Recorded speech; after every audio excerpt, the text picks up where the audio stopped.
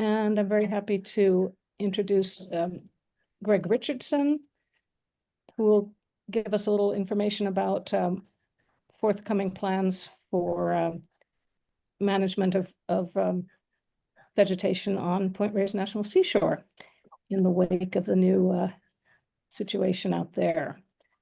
So following a revised record of decision, ROD, for management of ranching on parklands of Point Reyes National Seashore and departure of the majority of dairy and cattle ranches, the Nature Conservancy, TNC, will be working with the National Park Service, NPS, and partner organizations to steward former ranch lands for ecological benefit. They will use a variety of tools, including targeted grazing to control invasive weeds and encroaching brush on former grassy pastures and rangelands.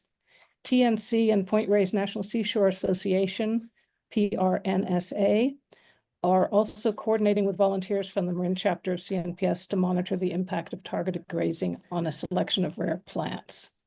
So that work is commencing in the next couple of weeks. Greg Richardson guides TNC's work in Point Reyes National Seashore with a focus on supporting ecological stewardship and community engagement.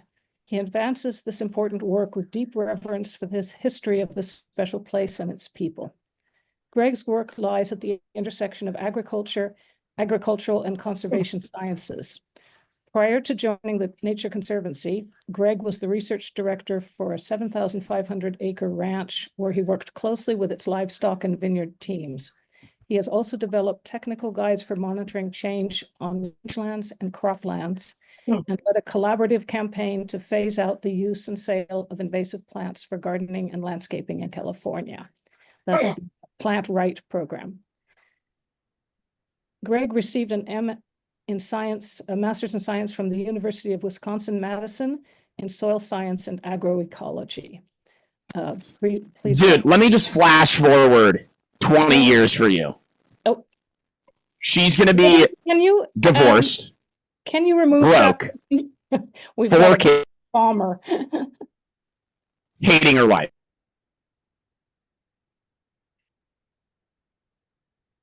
Second.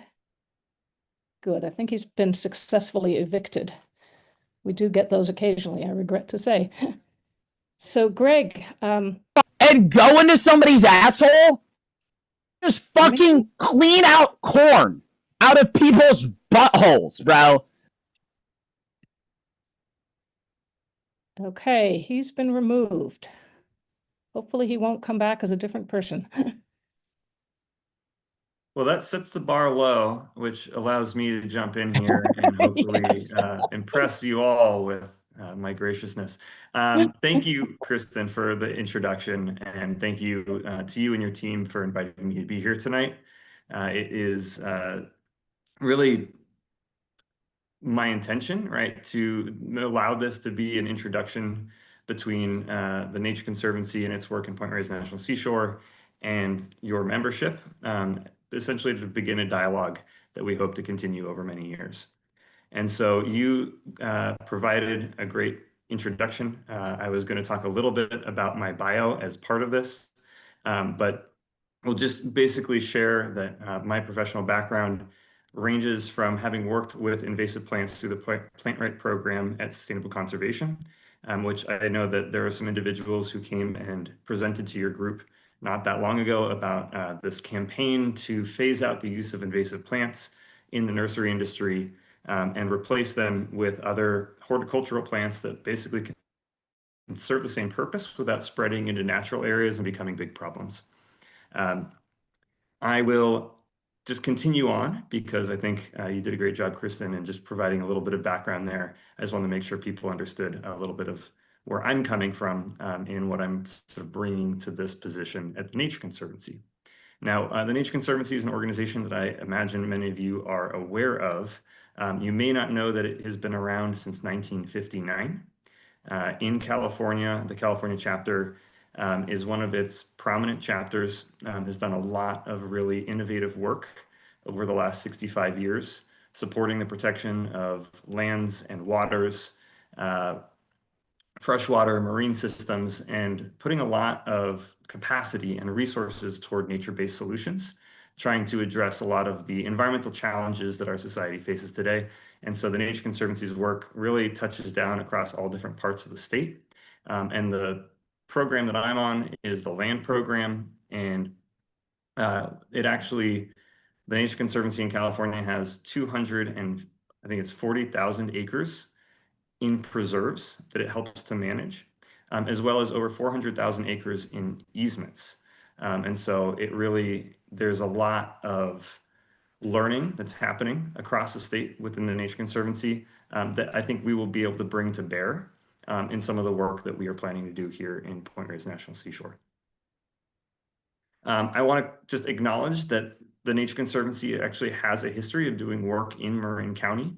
It has played a role in the protection of a lot of cherished open space, including Marin, which was a planned city in the Marin Headlands that the Nature Conservancy helped to purchase and move into conservation.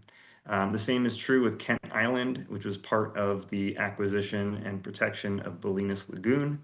And there are other open spaces here that are listed that the Nature Conservancy had a hand in helping to protect. I actually just saw recently native plant photos from Ring Mountain Preserve that were taken about a week and a half ago. Just an amazing variety and diversity of plants, and that is now a regional park. So jumping now into Point Reyes National Seashore, this is something that you may have all heard about in different capacities in the news or otherwise. But I just want to go through a little bit of the background about how we got here, because there is a lot of information swirling around out there. And Kristen, before we started this, you had acknowledged for me that if there are questions that people have along the way, please put those in the chat, and we can come back around and talk about those at the end. But there is a long history of this landscape, a long history. In terms of it being a national seashore, there's a lot of detail there that kind of set the conditions that bring us to some of the differences of opinions for how this landscape should be used. And so I'm going to jump ahead to really what's most directly related to the Nature Conservancy. So I'm putting this little ellipses on the screen to say there's a lot leading up to this moment. But in 2021, there was a lawsuit that was filed by 3 environmental organizations challenging the park's decision after a public comment period and evaluation of different options, their decision to extend long-term grazing leases to the ranches and dairies that were in the seashore and part of the Golden Gate National Recreation Area's Northern District, which is in Olima Valley. And so the decision was made by all of the parties, and the Nature Conservancy was not involved at this point, they agreed to enter a mediation process. And so as opposed to going through the process of allowing a judge and a court to decide what would be the outcome, they entered into negotiations and all at this point decided to sign what were non-disclosure agreements to allow them to have private conversations and explore different ideas without the risk of some creative idea coming back to haunt them. And so after about a year of that process unfolding and not really materializing in the way that they had hoped, all of the parties, which included the Park Service, the 3 environmental organizations, and the ranchers in the seashore, they had intervened at this point. They all decided to invite the Nature Conservancy. Oops, we just lost your voice there. Oh, You're back. can you hear me now? Yeah. Okay. If that happens again, let me know. Maybe I can call in just to make it work a little more seamlessly. But the Nature Conservancy was called in as an organization that works with ranchers across the state on conservation issues and could essentially help to be a bridge between these sort of more polarized ideologies and the groups that were a part of this process. And so after having extended conversations with everybody who was involved, including individual conversations with each of the ranching and dairy families about what options would be workable for them, the decision was made to offer a voluntary buyout. And so this news about this came out in January of 2025. There were 12 agricultural leases that were purchased, and 6 of these were dairies. 6 of them were beef operations. One of those dairies had actually essentially closed a handful of years before, after struggling through one of the recent droughts. And so this means that now there are 2 remaining beef operators in Point Reyes National Seashore and 7 operations that exist in the Golden Gate National Recreation Area. So there are 12 leases that were purchased and 9 that are continuing. Those in the Golden Gate National Recreation Area got new 20-year leases that they are now utilizing. The settlement also included a transition support plan to help farm worker and tenant families in their transition processes and making sure that there was help for them in the outcome of the settlement. And that the Nature Conservancy also ended up working with the National Park Service and developing a cooperative agreement and a lease option to support the future stewardship of this landscape. So rather than just being involved in the negotiations and the buyout and saying, okay, now, you all can go ahead and figure out what to do next.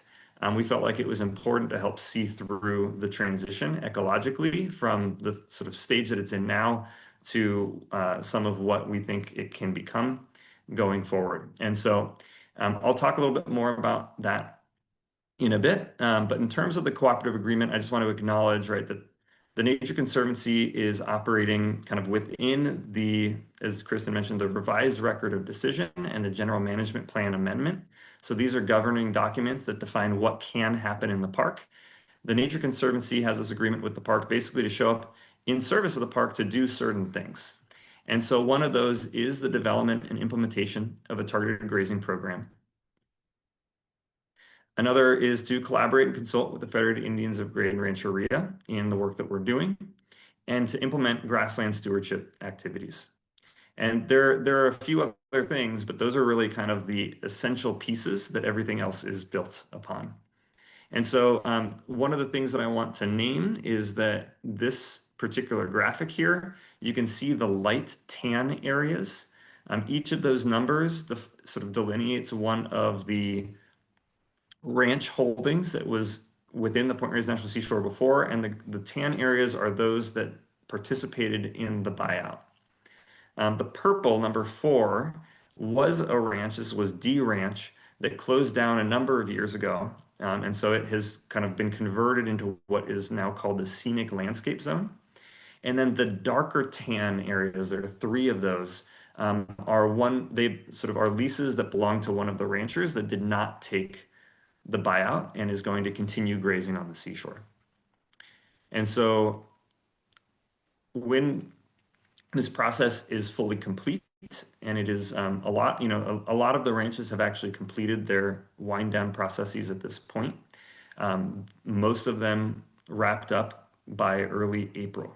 And there's one that's going to conclude its lease in essentially late July. And so we have, I should say early July. So we are well on the way to this sort of purple zoning, the scenic landscape zone, becoming a reality. And so these lands in transition are about 17,000 acres. This is about 82% of the wetland area in Point Reyes National Seashore is within this purple zone. There are over 80 special status species, 49 of those which are plants, in this area, and over 15 miles of streams. And so I say all this because this is part of why we really care, is that there is just a really immense amount of biodiversity across this landscape, and a great opportunity to really steward and nurture the various plants and animals that inhabit this space.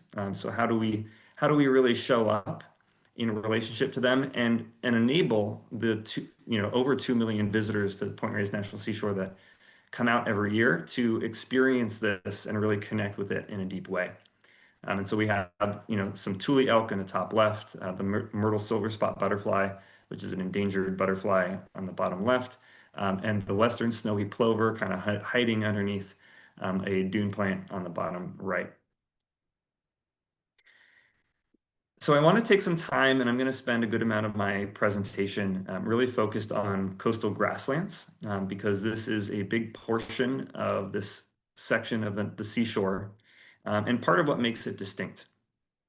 And one of the things that I think is really significant and special is that particularly the remnant coastal prairie, so some of the native coastal prairie that still persists in this part of Point Reyes National Seashore, is considered to be one of the most biodiverse grasslands in North America. So there's a huge amount of different plant species that are part of that habitat. And if left to its own devices, if there was sort of a complete removal, let's say, of our engagement with this landscape, it's typical for coastal grasslands to revert to shrublands, and potentially through sort of successional processes into forest. And so you see that actually in a lot of other parts of Point Reyes National Seashore, south of this, that used to be dairies that were mostly grasslands that are now shrub and forest dominated. And so because of the immense diversity that exists within these remnant prairies, it's important to us to keep them open as grasslands, keep them open as habitat for tule elk as those populations expand. And one of the things that this requires to keep them open as grasslands is some degree of disturbance of the vegetation. And so historically, right, like these grasslands evolved either with fire that was naturally started from lightning, but more regularly, from what we understand, by Native Americans in the Coast Miwok who inhabited this area, and also by large herds of herbivores like elk. And so I was really sort of pleased to see this. I shouldn't say pleased to see, but it really moved me when I read this quote in a book about early Marin history.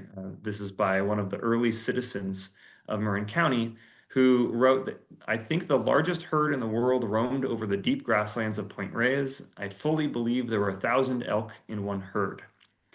And so it really provides this insight into some of the ways in which, the dynamics of this landscape and the ways in which there were animals helping to essentially to graze and renew the vegetation, and the ways in which that was part of the natural dynamic that occurred there. And so this is one of the things that we are trying to mimic in the way that we are implementing a targeted grazing program. That when you have a landscape at this scale, it's possible to use mowing, and I think that we will continue to use mowing to some extent for invasive plants. There are other options like using fire, but at scale in a national park, we're still learning how that could work, both because of the built infrastructure, the visitation experience, a lot of the regulatory kind of considerations that we'll want to take into account. And really at scale, using targeted grazing is one of the sort of most practical ways to keep these grasslands open. And so targeted grazing is something that we are interested in doing really to prioritize ecosystem health. So this can mean, looking at what are the types of invasive plants that the cattle will eat or will impact, and making sure that, we could bring those cattle in at the right time of year to have that intended knocking back of invasive plants. There are a number of low-growing, sometimes rare native plants that will get choked out by some of the invasives, and having cattle come in and graze down some of those tall grasses allows those lower-growing plants the chance to get the necessary sunlight that they need to flower and go to seed and continue to expand their populations. There are other things like shrub encroachment, just to keep some of these grasslands open. Not that shrubs are necessarily bad, but just to have a sort of a balanced mosaic on the landscape. And there is also concern about, wildfire risk and the ways in which cattle can help to reduce fuel loads, particularly in like dry times of the year. So it's important, as we think about the land use transitions, right? That there had been about 5,000 cattle that were out on the seashore before. Right now, the revised record of decision, the limit is 1,200 cattle, with an expectation that we will err toward using fewer cattle where particularly over time, and where when there are years where there's less rain, we're not just going to bring in the same number of cattle and overgraze the landscape. So it's going to be very adaptive, and we'll be monitoring over time, and I'll talk a little bit more about what that monitoring looks like. We're also planning, and this is going forward, looking, let's say, into next year, using something called virtual fence technology. And so this is something that is relatively new. It's something that the Nature Conservancy has used in different preserves that are of similar scale. And the idea is that you can actually, and I'll pull up an image up here, you can put a collar around a cow's neck. And the collars, I should say, are now, they're not chain link necessarily like that. This is just sort of the best publicly available photo that I could find. But there's a GPS unit attached to that collar so that you can open up your computer. You can use software to look at where your cattle are, and you can draw, as this image on the right shows, polygons that essentially define the paddocks that those cattle are going to be in. And then what will happen is that they kind of go close to one of the edges of that. Not that they would see a fence or see a line, but as they go close to it, you can train the cattle so that these collars will buzz, or they will make a noise to let them know that they're getting too close. And so they will essentially learn that that's a cue to turn around, and they'll do that. It's maybe similar to like a dog collar, which I think a lot of people are familiar with. And so this allows for the removal of fencing that could be a barrier to wildlife movement. It could, essentially limit the amount of public access across some of these spaces. So we can start to take some fences down to support, those sort of wildlife and openness of this landscape, while still being able to use cattle as essentially, I don't like saying as a tool, but a lot of people talk about using cattle as a tool for grazing at specific places, specific times of year for certain outcomes or objectives. And so I was out at Bull Point a couple of weeks ago, and I took a bunch of photos. So I'm going to kind of run through a few of them here. And I just wanted to, acknowledge, right? So there's different levels of shrubs that are out there. This is an area where there hasn't been cattle grazing for about a year and a half.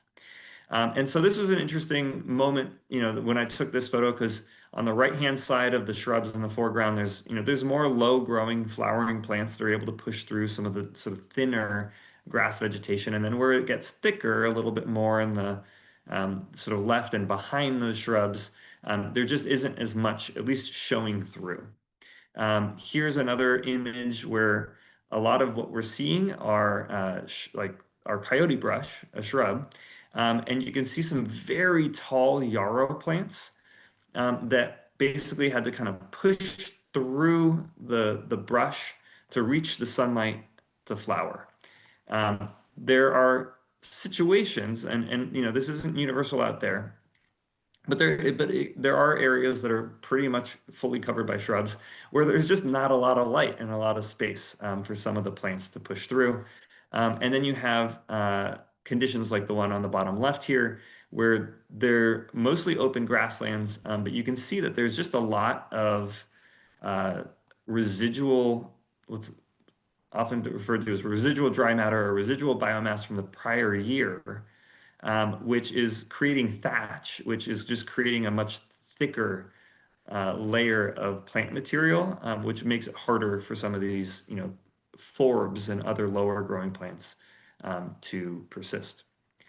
So just because this is a CNPS meeting, I wanted to bring up some of the amazing, and beautiful flowers that I did see on that walk.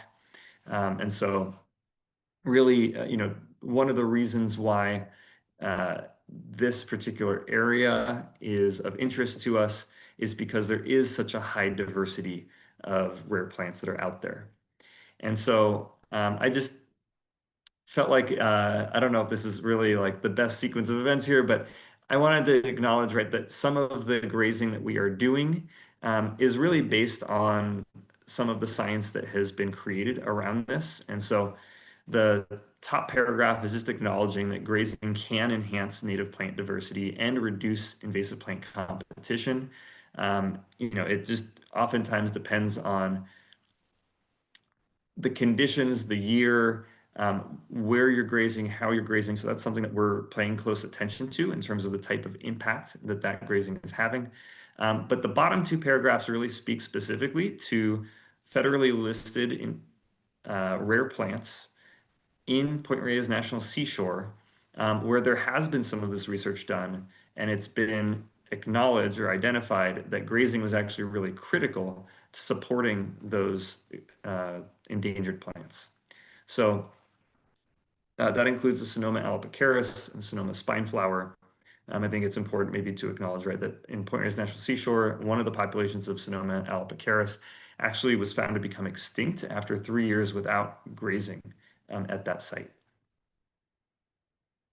So the Nature Conservancy is really sort of at the beginning stages of its work out in Point Reyes National Seashore. As I mentioned earlier, a lot of the ranches have just completed their process of winding down their operations.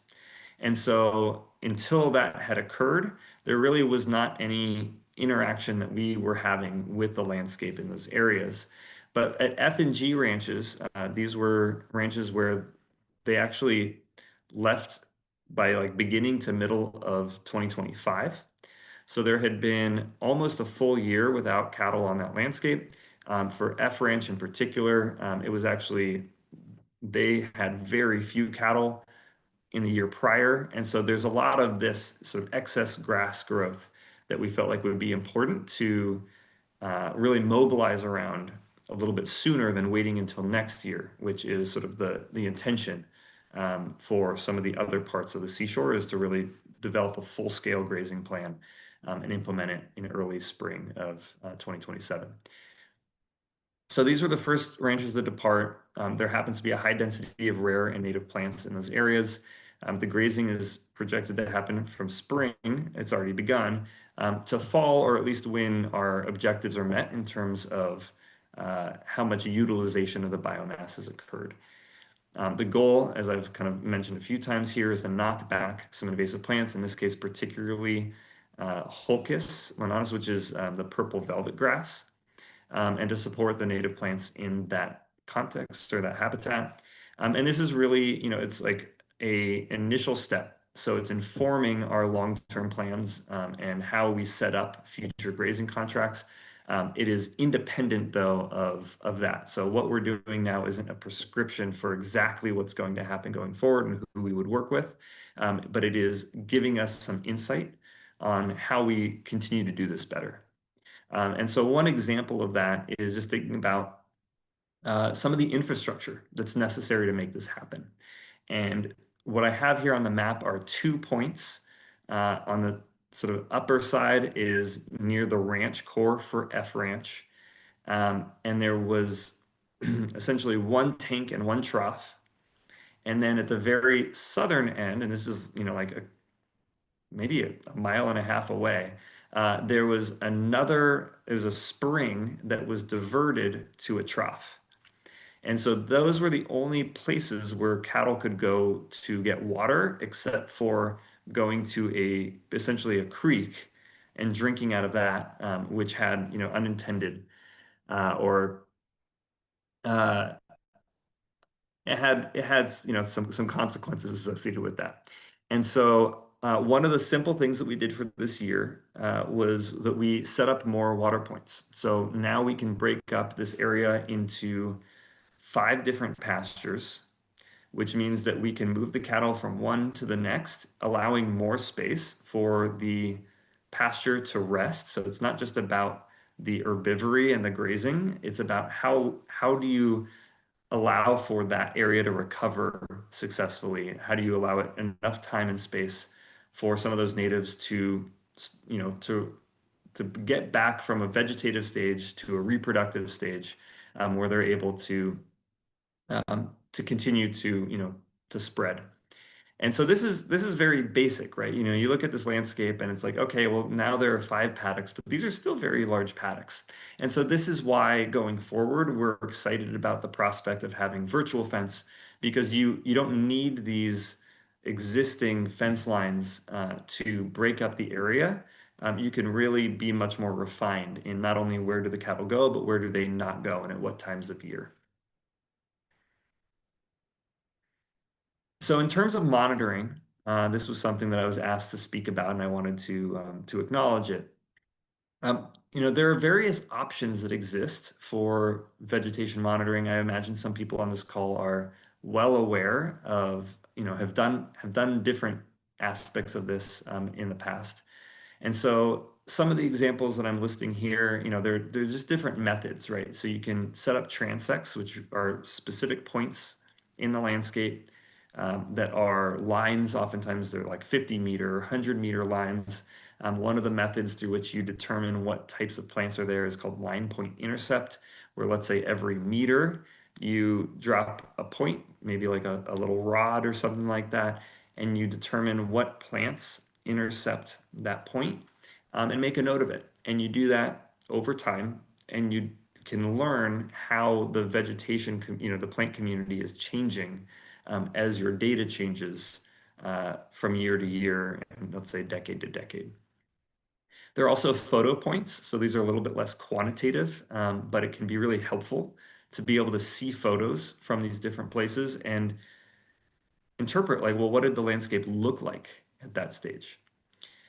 There's some sort of mapping of plant communities. We were talking about this a little bit earlier before this call officially started, in terms of there's coarse mapping, which is it a grassland? Is it a shrubland? Is it a forest? Is it, you know, a dune ecosystem? And then fine scale, there are different types of resolution that one could use, but one that I think is becoming more kind of popular and utilized in Marin County is by plant association. So there are common, you know, types of plants that tend to grow in the same areas, and so you can map where those associations are found, and then essentially shift your management of those landscapes according, you know, to that information. There are rare plant surveys, remote sensing, and I mentioned residual dry matter before, which is essentially a determination of how much biomass is left at the end of the summer season. And so one of the things that our team at the Nature Conservancy is thinking about is, how do we set up a monitoring program that really leverages what has already been created by the Park Service, that can really set them up for success long term. So it's not just our coming in and doing a bunch of fancy things, and then maybe that comes to a conclusion in a number of years, and then the Park Service, you know, just can't really, you know, we want to create something that they can continue. And so as we've been looking at, well, what kind of data exists? They have been doing transects. There are 22 different points across the area that we'll be working in, that they have been monitoring for 14 years and going back every couple years. And so we'd like to continue to do that. And for all of these, you know, we're looking at ways that we might be able to expand upon it. There are photo points that we have created, and that they have created, and that we are already expanding on. The mapping of plant communities, the coarse mapping is already complete for this area. The fine scale mapping has begun, but again, I think that there's a lot of opportunity there and a lot of interest. Rare plant surveys. So far, the park has only been doing this for federally listed plants, which is really important and a big lift. But we are actually in conversation with some of the membership for the CNPS Marin chapter about could we do more of this? And so I'll talk about that in a moment.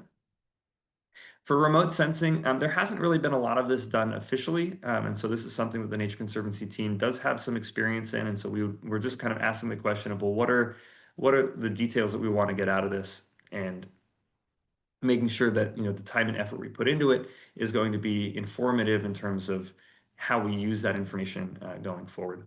And then residual dry matter is something that the Park Service has done for a while. This is something that's a common measurement for when you have grazing operators, you know, leasing ground.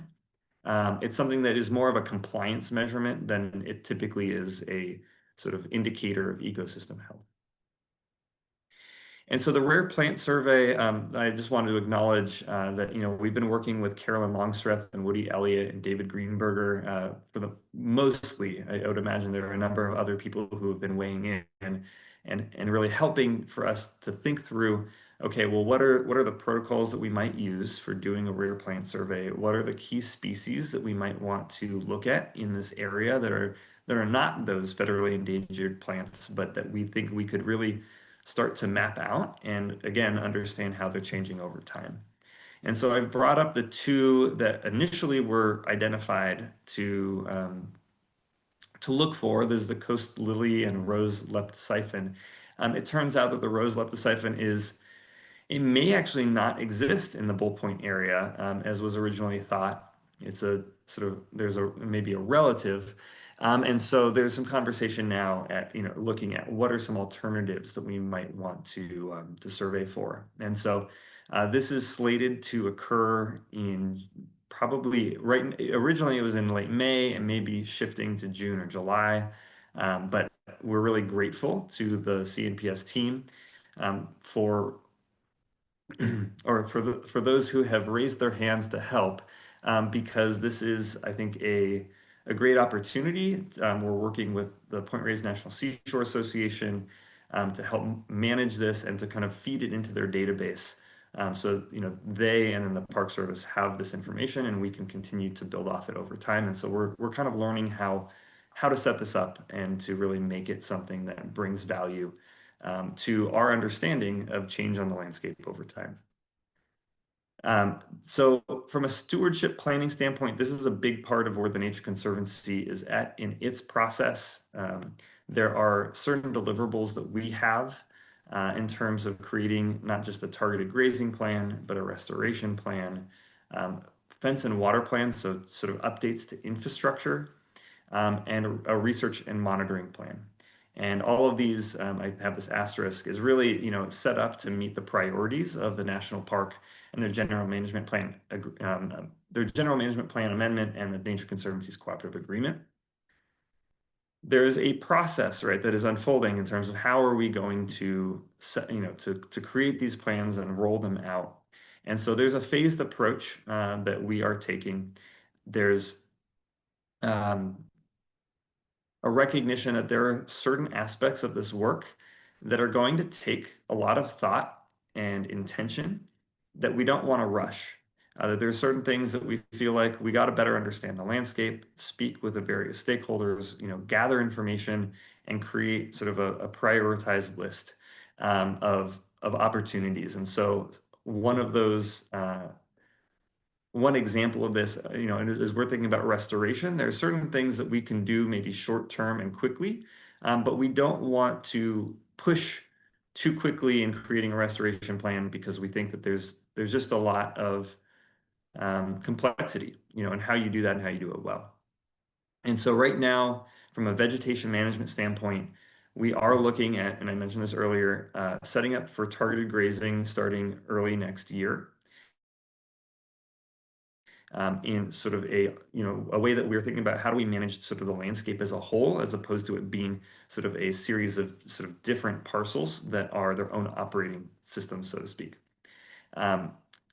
So we are planning to put out the first drafts of certain aspects of our plans to share with different stakeholders, local organizations, and community members. We're targeting mid to late summer to put those out, to share what we're thinking. and to invite input and feedback and ideas for how we can make that even better. And so I don't have as many specifics that I can share right now, but as I said at the beginning of this call, I hope that this is just the beginning of an ongoing relationship and kind of dialogue between our groups, because as we have more sort of formally drafted plans to put out, we would love to have your input. So with that, thank you all for having me. I'm really glad that I had the opportunity to connect with you all. I have my email information and just a general Nature Conservancy email address that you can reach out to if you have any questions or want to follow up. I put a QR code to our website and a link in the top right, so you can learn more or refer back to it as you'd like. And I'm happy to pause here and take questions. Thank you so much, Greg. So I'm looking in the chat here.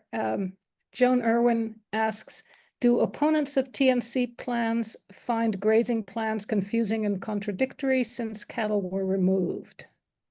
Yeah, thank you, Joan. I really appreciate this question because there is sort of this, I think there are a couple of things. There's the question of like, well, why would you sort of set up a situation where existing ranches and dairies are leaving Point Reyes National Seashore and then you're bringing cattle back? And I think there's also sort of this the sentiment that a lot of the ecological impacts that people see out in Point Reyes National Seashore, they associate with the grazing and the sort of use of cows and cattle over the last maybe 150 years. And so how are you using cattle as a solution when, in their eyes, they see them as the problem? And a lot of this goes back to the value of vegetation management and disturbance. And there's a way that you can sort of, in theory, undergraze an area, or you can have it so that there isn't any grazing, and you may end up with a lot of thatch, a lot of fuel load, a lot of shrubs moving in, and not the level of vitality and biodiversity that you would otherwise want to see. It's also possible to overgraze, right? So you can imagine like a feedlot where the cattle have basically just stomped the ground to dirt. What we're trying to do is strike the right balance. And so, yes, I think that people do find it confusing at face value. It's not intuitive. But what I've tried to do through the course of this presentation is just help to explain where we're coming from and why we think it is an important measure at certain places, certain times of year, certain number of cattle, right? That's it's less about the cow and more about the how, is what some people say. And I think that's really, we're trying to graze for ecological benefit. And so there's just a sort of a shift in the sort of primary objectives for how management decisions are being made. So one participant has his hand up, but I'd like to continue. There were a number of questions on the same topic in the chat. Sure. So let me just continue with those first before we get to you, Nicholas. Kenneth Booley asks, hi, Greg, thank you for doing this. Does TNC see rotation grazing in the seashore as temporary? And if so, acknowledging that it is difficult to tell today, what do you envision as the duration of the need for cows out there? Related, how long would you guess TNC will hold the leases? Yeah, hi, Ken, and thank you for the question. That's a great question. So will cattle be necessary, or will rotational grazing be temporary or indefinite? I think that, so underlying this question, right, is, I think, at least for me, a consideration of the elk populations that are out in Point Reyes National Seashore and the deer that are also grazing. And there is an expectation, I think, generally speaking, that as a lot of the cattle that were out there are no longer going to be grazing, that there is, and the elk fence in the north part of the park has been removed, that a lot of these, the wildlife that are herbivores will start to spread and their populations will increase. And as the populations increase, well, is there the same, quote unquote, need for cattle to be out there grazing as sort of an ecological service. And my expectation is that there will need to be adjustment over time as elk populations in particular, I'll just use them as the main example, as they grow. Well, you could reach a point of quote unquote overgrazing with cattle much faster if the elk population is also grazing and there's more elk. So there will need to be some degree of calibration in my mind, shifting sort of accordingly. You can look at how the elk population had grown and sort of those at what rate in different parts of the park, and then extrapolate from there. How might their populations increase over time throughout this portion of the seashore, and so for how long will you need cattle? I would say it is unknown. I don't think I can give you a specific number. Uh, we we can talk about it, from animal units and carrying capacity standpoint, but I think that that's actually an interesting opportunity for research and study, is what is sort of a reasonable carrying capacity of this landscape for wildlife. But the other thing that I do want to acknowledge, and that I've heard, members of the Park Service team state, is that there may always be a role at some level for cattle, because you can actually direct where they go and for how long they stay there, at what times of year. Whereas there isn't any kind of herding of elk or deer that is being done, or that anybody, I think, really intends to do in the same way that you would with livestock. And so in the ways in which you might be able to, to graze a particular invasive plant out of, let's say, a marshy area at a certain time of year, like, you just can't count on elk doing that. So that's one of the things that we may sort of that I would expect to see, is that there will probably still be some amount of livestock over time, but it will decrease as a result. And then in terms of how long the Nature Conservancy will hold the leases, also a bit of an open question. Right now, we have a cooperative agreement that is 5 years and goes through 2030. So that's really the extent at which we are guaranteed to be in the mix. What I have kind of talked about with my team is that we see there being a phase change, a transition, and it's really important to us to see through that that's successful. And if we can get it to a point where there's sort of a new equilibrium and we don't really need to be as involved, we don't need to be pushing our agenda. It's really just about, showing up for this landscape in this moment, and not letting sort of the conditions go in go backwards, essentially. So I'll stop there. Okay. I'll interrupt. There are a lot of questions in the chat still, but why don't we go to a couple of the raised hands? Nicholas Bertul. Yeah. Hey, thank you so much. I'm very happy to hear about the restoration grazing happening. And as a big fan of the elk, I'm wondering if you might define your restoration goal as being to create corridors for the elk.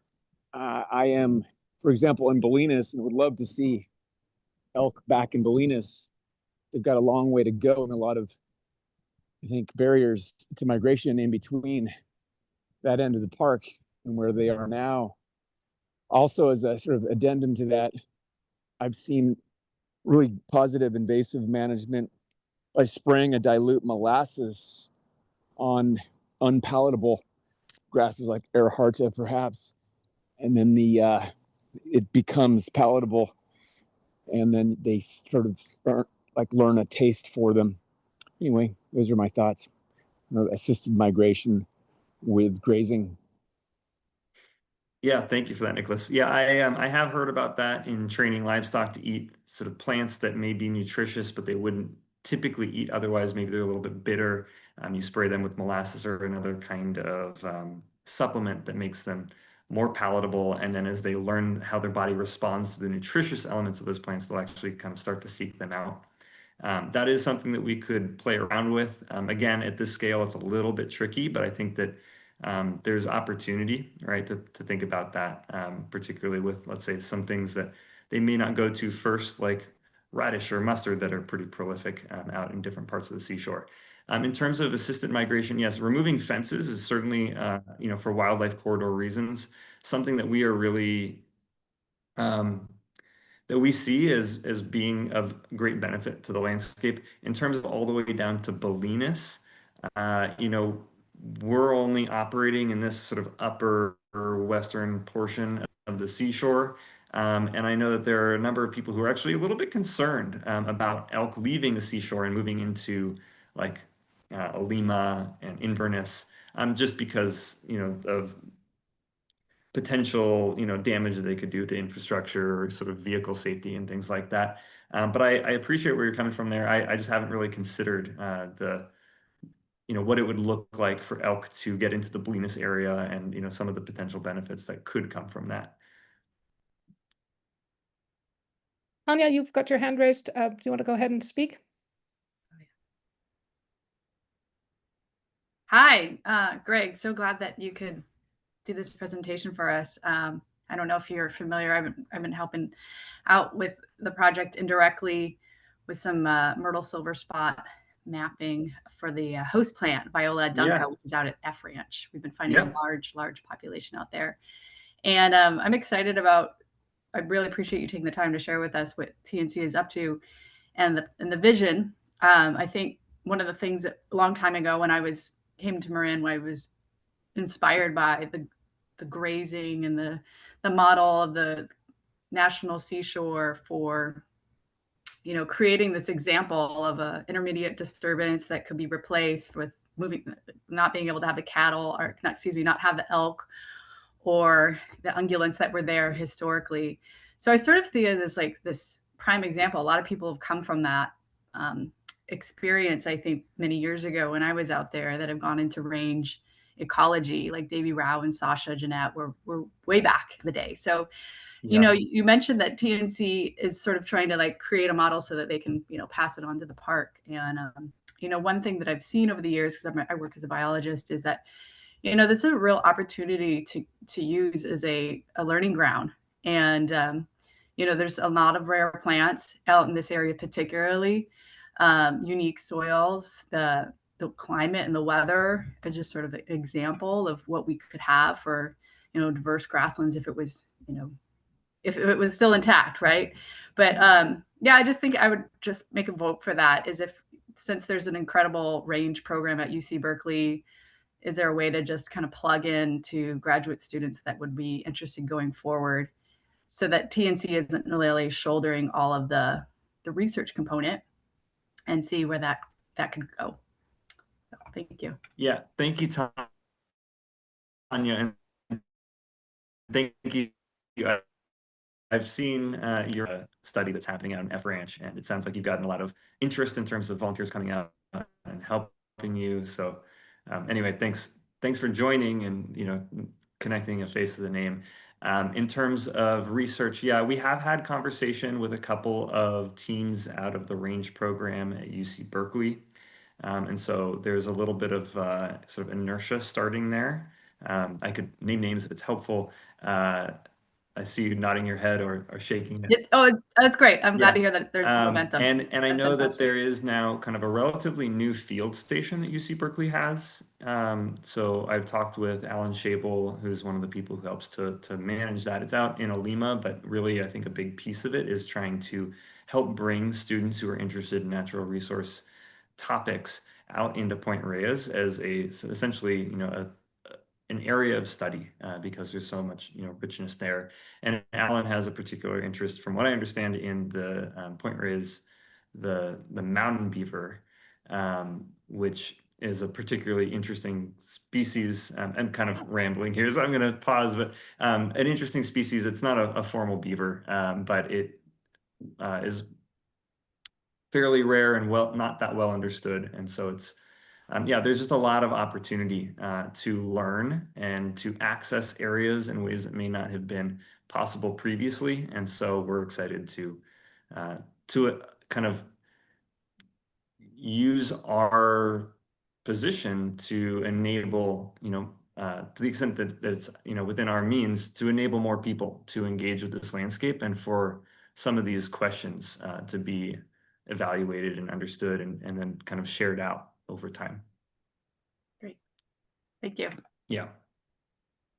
All right, I'll circle back to the chat now. Rob Katz says, I believe cattle are the problem spreading the invasives, but elk and controlled burns may be the best option for productive native grassland habitat.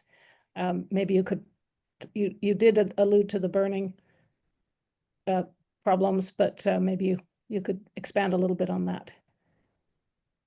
Yeah. So, there's been just a little bit of burning that's been done within Point Reyes National Seashore over the last, let's say, 10 or 15 years, out in the dunes and then kind of around home ranch, trying to manage for some broom plants and other invasives.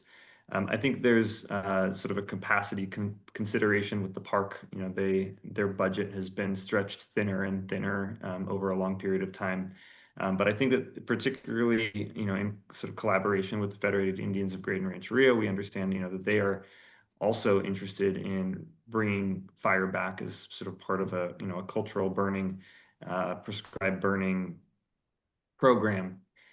So it's something that I know that there's energy around. It's just that there's a lot of sort of process for how do we, build a program that's going to be effective and long-standing.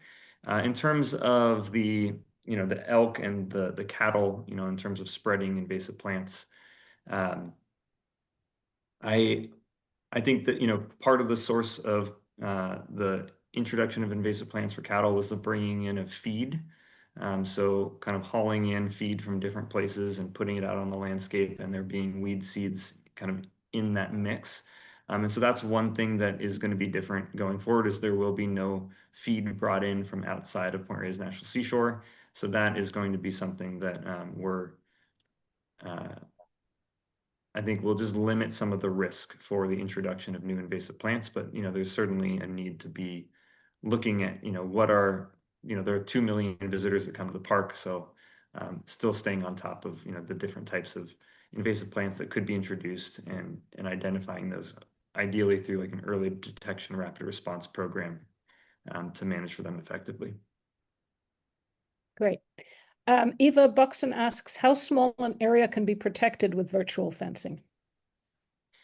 So I know that virtual fencing, depending on, it's either cell towers or now there's a satellite program or satellite technology that's available, can be very precise when the cattle are within, sort of specifically for cell towers, within the line of sight for that cell tower, up to, I want to say, like a few feet.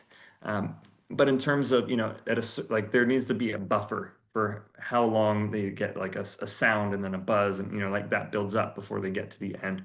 I don't know specifically how small. It's something that I'm still learning. There are other people on my team and across the Nature Conservancy that have more direct experience with virtual fence at this point.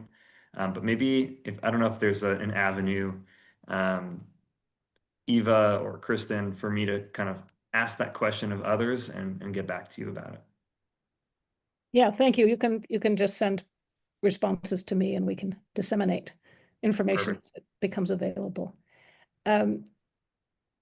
Carolyn Longstreth asks you to talk a little about TNC and NPS's plans to address the widespread wild radish infestations.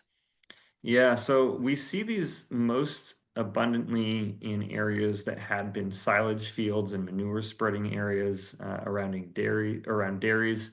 But there's wild radish, throughout the seashore. It is something that will get grazed as part of sort of targeted grazing. If you have cattle kind of bunched together, they will eat it and trample it.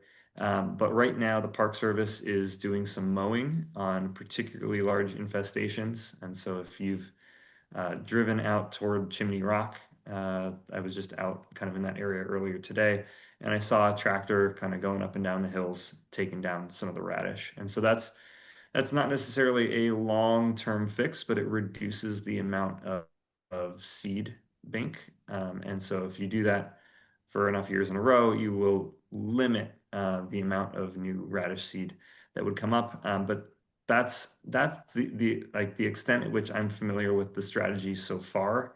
I was hoping that I could actually take this session or invite Dylan Voller from the park, who's the range ecologist, and he's been really managing a lot of these weeds for a long time. And so he would be, again, if I'm getting back to you, Kristen, with some answers, somebody that I'd want to sort of confer with and then get back to you in terms of, not just, if there's anything beyond mowing that they are seeing as an opportunity going forward. Great. Yeah, we can publish little follow-up articles in our newsletter, for instance, Okay, great. going forward. Vernon Smith, I think he actually had a species correction on the camas, but I'm not seeing that anymore in the chat. But he asks, do you think that the elk population can be controlled without a sufficient number of predators? Yeah, I mean, this is one of the questions, right? So as the elk population grows, there aren't the same kinds of natural predators that existed a couple hundred years ago.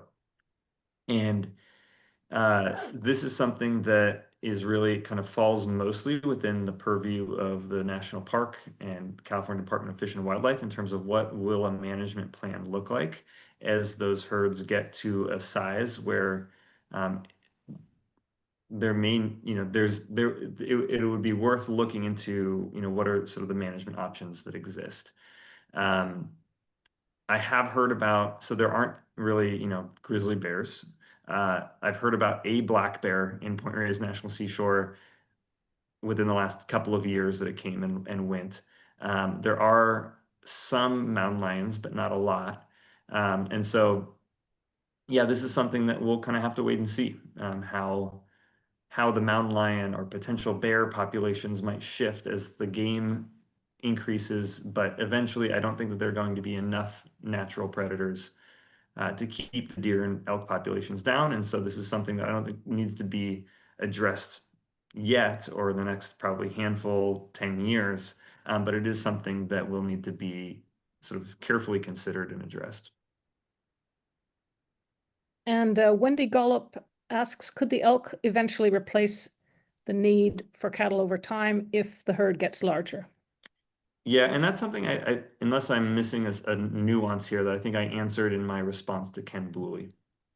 Yes, I think you did cover that. And then has this management style been used at Point Conception? Yeah, so Point Conception is the Laura and Jack Dangerman Preserve is another TNC managed property that is down sort of on the northern side of Santa Barbara County. So it's one of the ways that if you're looking at the Central Coast, Point Reyes is sort of at the northern end of the Central Coast, and the Point Conception is at the southern end of the Central Coast. And so we've really been looking at I think it's a 20, maybe 21,000 acre property.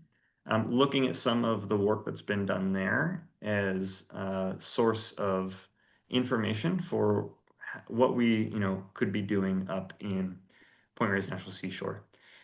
This management style, I would assume that by this management style, Wendy is saying targeted grazing. So they are using virtual fence down there, and targeted grazing is actually an amazing dashboard that they've created where you can see where the cattle are on the landscape at a given time, and look up information about kind of how that program is running. They also have been doing a lot of ice plant, the Carpobrotus edulis removal, and so there's a really great program that they've got going on that I think there's certainly ice plant removal already happening in Point Reyes National Seashore. I did see a question up above from Leah, I don't know if I'm saying this right, but Vitali, about dune and beach species. And so the Nature Conservancy's sort of the range in which we're working is actually in the grasslands. So interior dunes maybe, or there's a little bit of overlap, but really a lot of the dune habitat is outside of where the Nature Conservancy is working. So I'll just acknowledge, right, that a lot of like snowy plover work is not something that the Nature Conservancy is necessarily going to get involved in because of where we have purview and where we don't. Thank you. Yes, here's Vernon's question, or statement rather, that he believes that the Camas species at Bull Point is Camassia quamash subspecies breviflora. I was nervous to put species names on there because I figured someone would correct me. We'll just say it was a quiz, and Vernon, you got it right. So thank you. Vernon keeps up with his names. Woody says that elk are resident at Wildcat Camp close to Palomarin near Bolinas. I didn't know that. Okay. That's referring back to the question about elk coming down to Bolinas. Lewis Randall asks, to what extent, if at all, is sheep or goat grazing being considered as a tool for invasive species management? My understanding is sheep and goats are willing to eat different invasive species compared to what cattle might be willing to eat. That's right. I actually, let's see if I can quickly, I prepared, there we go, an extra slide to acknowledge this because it's a common question that comes up. And so the idea here, right, you can see the images, the goats will kind of browse kind of up at sort of head level, eat a lot more shrubs, tree branches that are kind of hanging down. Sheep are a little bit in the middle, and then cows tend to kind of put their heads down and eat more grass. So sheep and goats are, small ruminants. They are something that we are thinking about how they could integrate into the landscape, particularly as it relates to shrub encroachment. Right now, we're really thinking about cattle on a larger scale. A lot of the virtual fence technology is really scaled for, or it's designed for cattle. There are some examples of of using it for sheep and goats. The other thing that we're conscientious of is the ways in which sheep and goats are more susceptible to predation by particularly coyotes. And so there typically needs to be a little bit more, they're a little higher touch, or you would need to have livestock guardian dogs out to protect them. And so just thinking about how do you set it up so that you're not losing too many of your livestock in sort of this relatively wild area with a very healthy coyote population. So it's something that we I'd like to see to some extent, but how we structure it is still to be determined. And so I think we're going to figure out the cattle piece first, and then layer on top of that. I would expect that the sheep and goats might be more prone to eat some of the desirable native species. They can get in and nibble Exactly. more easily. Yeah. And actually, I'm just going to put this up. This was a wildlife cam shot that I saw of a mountain lion attack of an elk that survived. But just to acknowledge that, I think that it was a surprise to me when I first learned that mountain lions will go after elk. And it turns out that certain mountain lions will. So. Isabel Dawson asks, regarding NPS mowing, do you know if bird nesting surveys are being done? Hi, Isabel. So what I do know, there was a time when I was out and there was a tractor with a mower implement behind it, and the person who was mowing was walking. It was a Park Service staff person, walking through the fields of radish, kind of back and forth, checking for bird nests. I don't know exactly, what protocols they're using, but I know that it's a consideration in terms of when they mow and where they mow.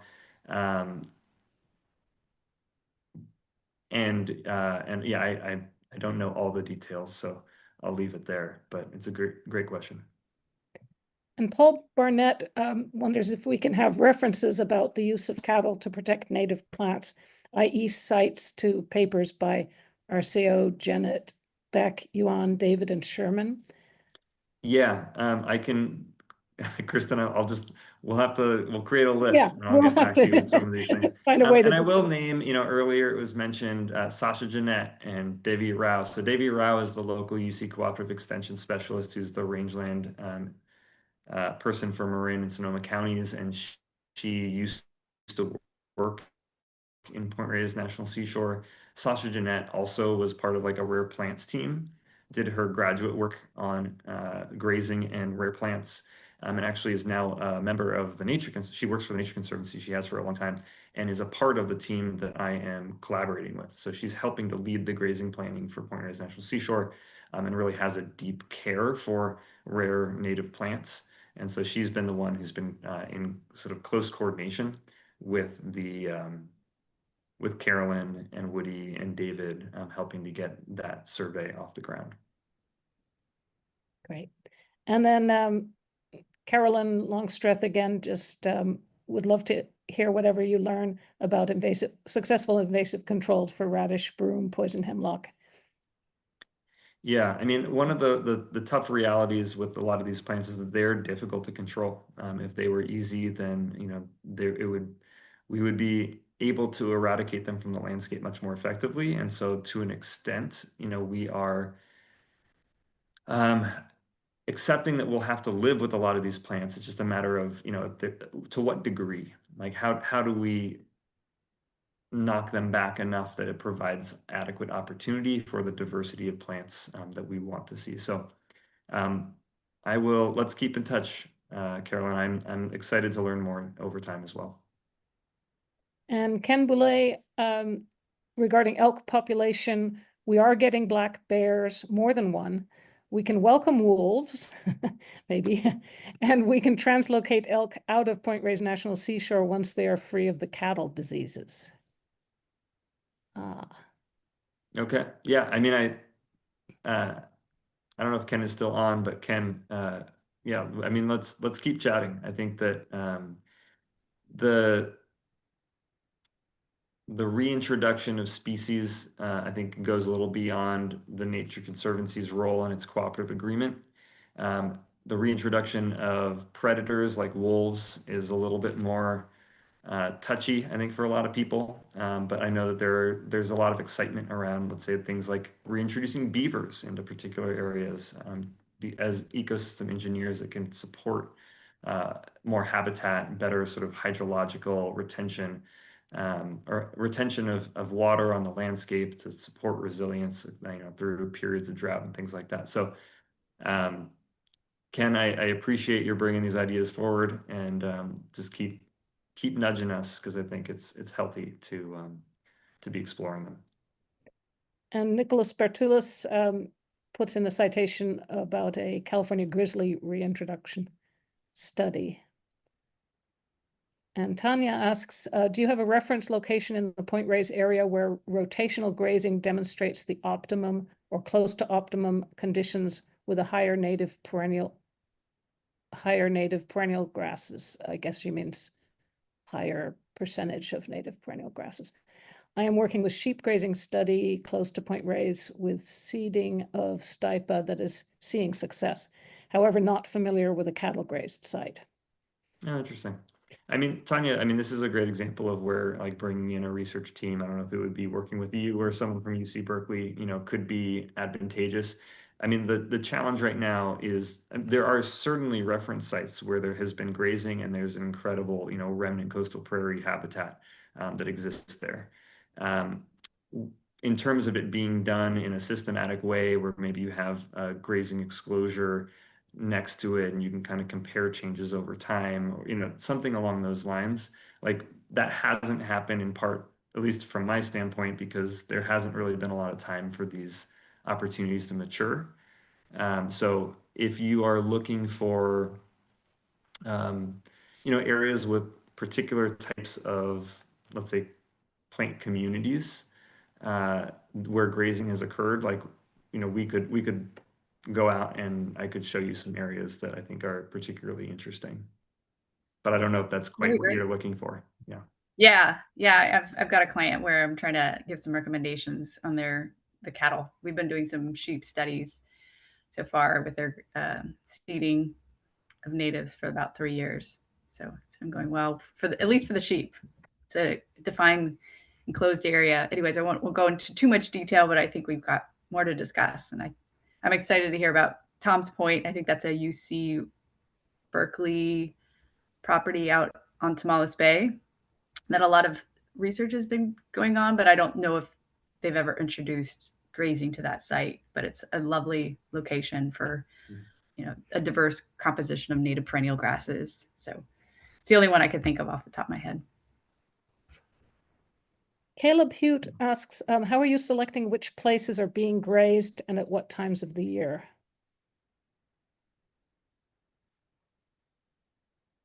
Sorry, I was just sort of noticing the time. I'm happy to keep Yeah, answering questions, but that seems like the they questions are keep coming. continuing Yeah, I think as I'll we have to be answer them. really selective which ones to include. Okay, But yeah. yeah, How about if we take a few more and then we call it a night? yeah, I think that one, and I saw one further down that I think you might. But how are you selecting which places are being grazed and at what times of year? Yeah, so this is something where Sasha Jeanette, Dylan from the park, who I mentioned, and another woman who is a grazing specialist with the Department of the Interior and Bureau of Land Management have been working up the grazing plan going forward for sort of the larger landscape. And so that is something where, as we release some of our draft plans in midsummer, late summer, those details will be delineated. I don't want to speak out of turn on their behalf, but that is really those are the questions. Is like, where do you graze at what times of year, at what density, for what ecological outcomes. In terms of F&G ranches, this was, as I sort of mentioned, and I apologize if I'm repeating myself and you already know this, but it was because there hadn't been grazing for a long period of time. There was a lot of thatch that was building up. There was a high density of rare native plants that grow in that area, and we felt like we didn't want to allow a whole other year of growth to occur in a way that could be detrimental to some of the natives that we're trying to protect. So it was jumping in and using the infrastructure that already existed and kind of building on it just a little bit to allow for that work to be done in a way that we felt like it's not perfect, but it's allowing us to learn. And it is, in our view, much better than doing nothing. So. Okay, and one more. Paul, you have your hand raised. Paul Da Silva is on our board. Would you like to? Yes, I just put the note in the chat.